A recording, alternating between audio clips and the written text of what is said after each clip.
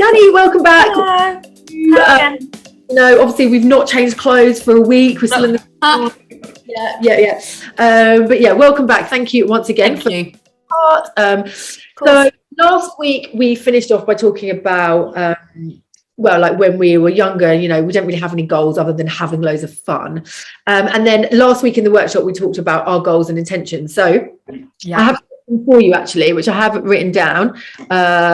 So I'm going to read it out to make sure I get this right. So talk us through positive psychology stance on goal theories. What are some barriers to achieving goals, and how can we increase our self-regulation and self-control to counteract these? There's a lot in that question, isn't there? So let me try and dissect it so I don't go off on too many tangents. So I guess let me start by saying, and I'm sure this has all been covered already, but essentially goals are really, really important. And thankfully, if we're here doing this course, it's because we want to be living our best lives and striving towards more than just our next Saturday night out, which is what I was doing in my 20s. Not to say that everyone in their 20s was doing that, but I definitely was. And, we know that goals ultimately give us a sense of purpose and meaning to our lives that we'd really struggle to have without them. They ultimately enhance our self-esteem, our sense of mastery, and eventually just make us happier. Like science just proves this time and time again. So really, really important to be going after goals.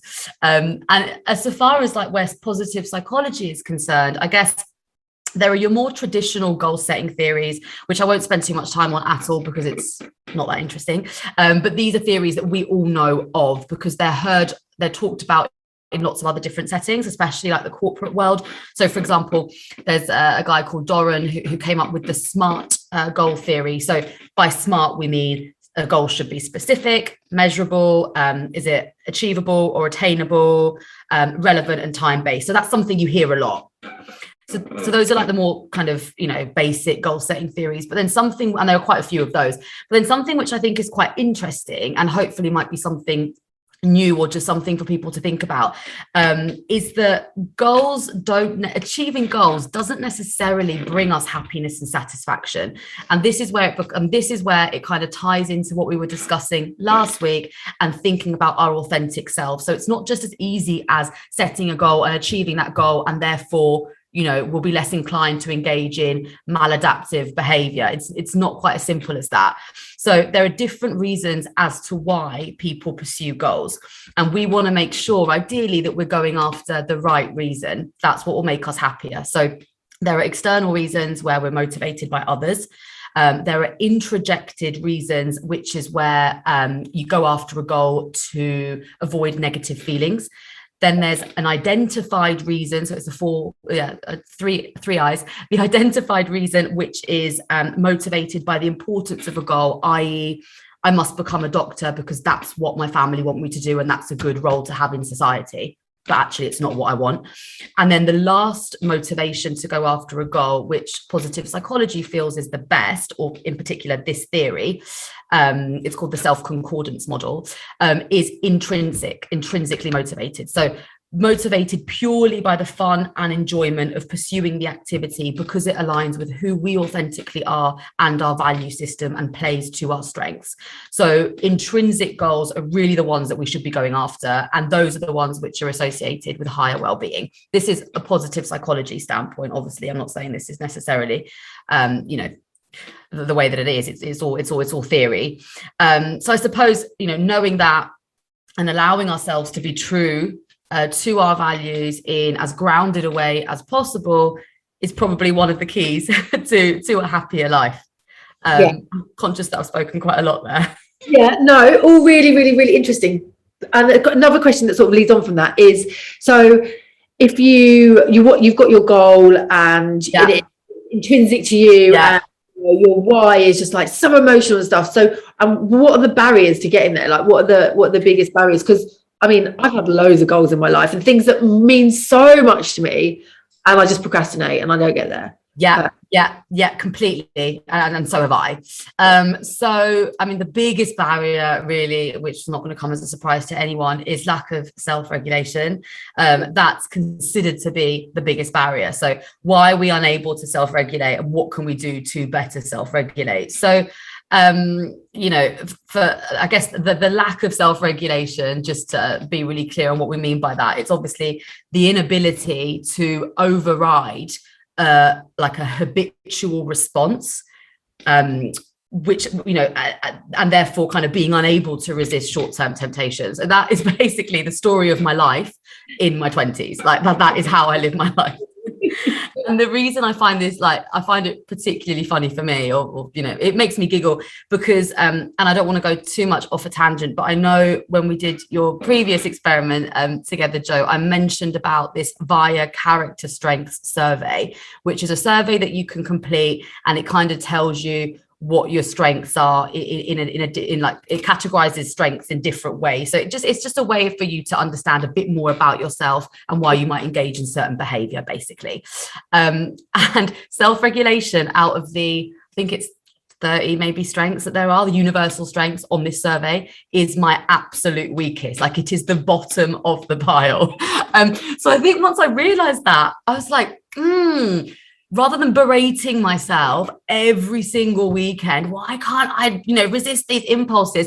Because actually, maybe for me, it is harder than for other people, because that is literally my weakest strength of the 30 universal strengths that you can have with regards to your character. So, you know, there are people that will struggle with this more than others.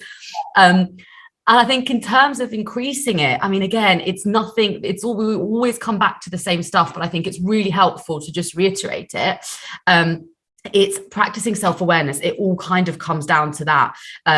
Meditating, exercising, you know, aligning your goals with your values. If it's helpful, I can also speak to how we can help discover help ourselves discover what our values are. There are also surveys you can do to help with that. For me, for example, it was quite surprising. It wasn't what I thought it would be.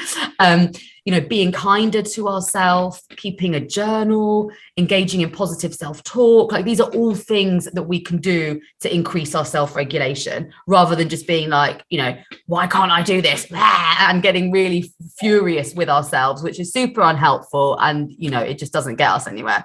Yeah, and actually makes the situation worse in the end. You just get angry with yourself and you just think, oh, fuck it. Yeah. I can't be bothered to go through this.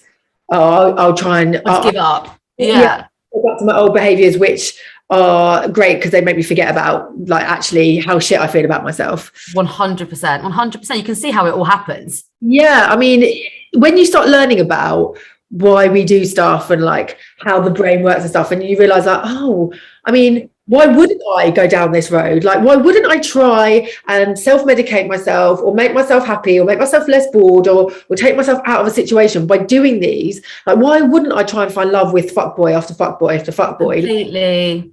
If I feel like that's going to help me, you know, or like or it happened once, you know, or I didn't get that when I was a child, so I feel like that closeness is something, you know, why wouldn't you do that? Well, it's what you always say so nicely. What do you say? Is it choosing your hard or choosing your difficult? Like, working on yourself is hard. Going back to the same fuckboy is hard. It's just, what hard do you want to be going after as you're trying to grow and learn and better yourself, which everyone here is, because everyone has voluntarily signed up to do this. So it's choosing your hard, isn't it, really?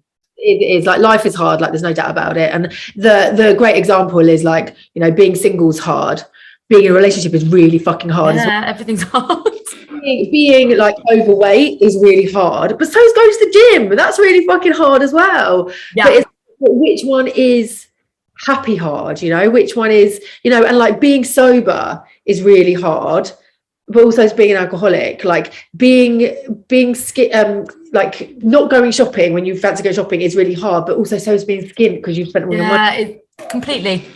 Like being bored is really hard, but then being addicted to social media is also really hard. You know, it's it's so all true.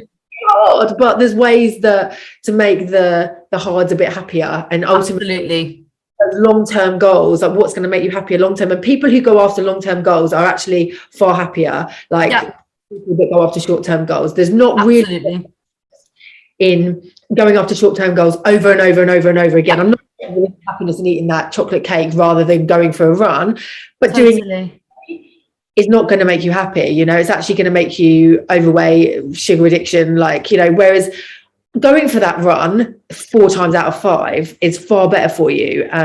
So yeah, always looking for long-term goals. Anyway, I've gone off on a tangent now. That's definitely the end of week 2. So I'm trying to make Perfect.